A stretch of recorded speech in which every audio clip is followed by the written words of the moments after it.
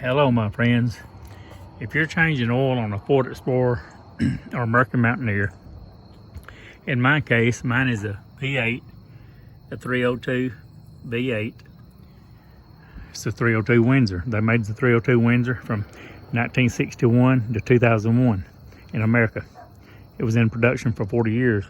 But if you're going to change the oil, first thing you want to do, now this pertains to the 5.0 liter into the 4.6 liter engines. This is 2000 Mercury Mountaineer. They quit making the Mountaineers in 2010. Mountaineers were in production from year models 97 to 2010. Anyway, first thing you want to do is take your oil filler plug, oil filler cap, take it off. And why don't you take that off first?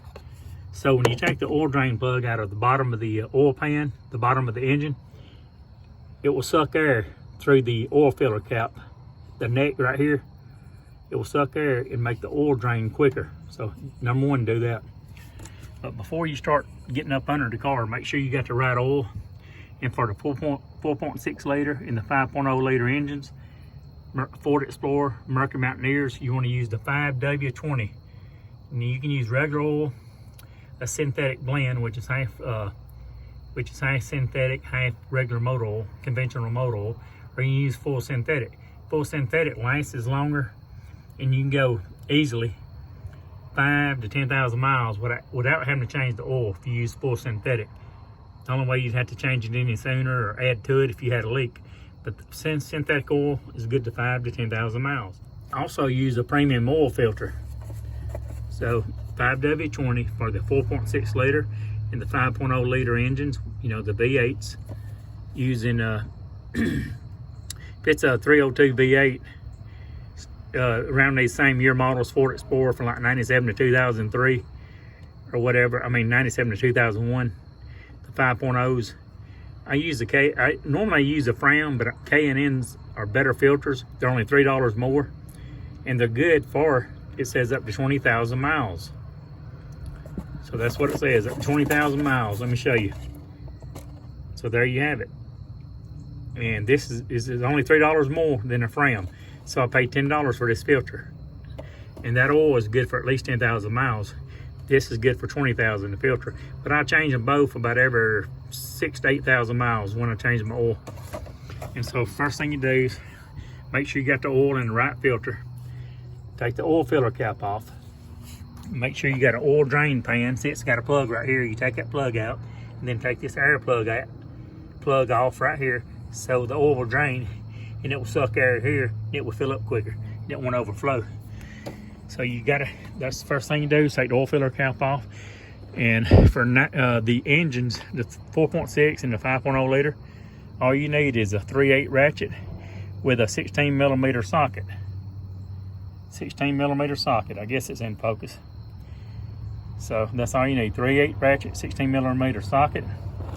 And you can use a oil filter wrench, but if it's that tight, then somebody's over tightened it. Where if you got to use an oil filter wrench, somebody has over tightened the oil filter, because the new filters, you just run them back up on there on the thread on the engine, run the filter back up on there, snug it up with your hand, and then turn it another 3/4 turn, and that's all you do. You do not need to use a wrench or oil filter wrench to tighten your oil filter. All you do is run it up with your hand, good and tight, and then take both hands and turn it about a 3/4 turn, not quite a full turn, and just leave it. But before you put the new filter on, take a little bit of oil, the used oil or the new oil, and go around the rubber gasket on the very end of the filter, which would be right here. If you look at this picture, this is the end that goes up against your engine. See that rubber gasket? Put a little oil around that rubber gasket on the flat part of it, so when it screws up the engine, it will seal better. So remove the oil filler cap, have the right oil, the right filter, have your 3/8 ratchet, 16 millimeter socket, and that's all you need in your hand to unloosen that oil filter.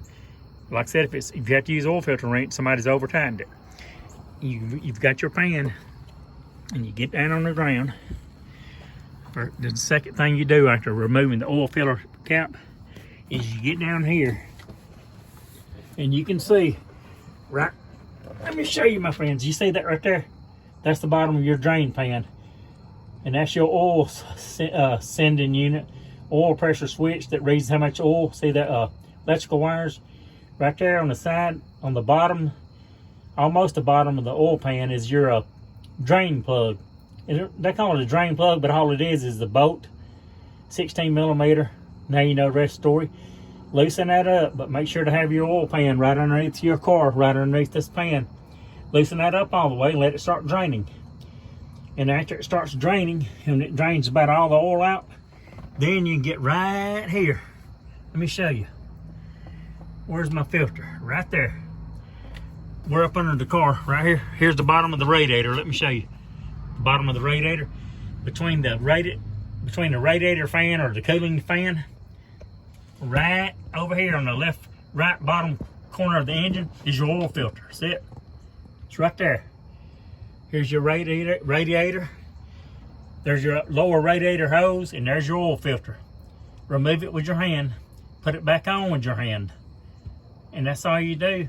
But make sure that most of the oil has drained down into the oil filter, the oil pan, or the oil container that you let your oil drain down into. Used oil pan.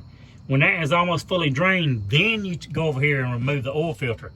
But before you remove that oil filter, make sure that most of the oil has drained out of the oil pan. And that's all you do.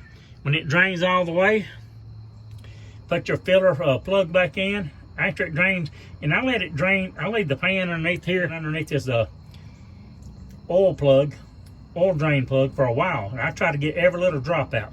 And then I will put the plug back in, take my new filter, put a little bit of oil around the rubber gasket, take my hand, screw it back up on there, and then when I get it snug, turn it 3/4 of a turn, and there you go. And then you go back to the top of your engine. And guess what you do when you get back to the top of your engine? Everybody's got different kind of oil drain pans. This one holds, I think it says 16 quarts. You can buy it for about $11 at Walmart or Advance, AutoZone, O'Reilly's, 11 to 14 bucks, 15 bucks. Everything's went up, so who knows? I paid about 11 for that.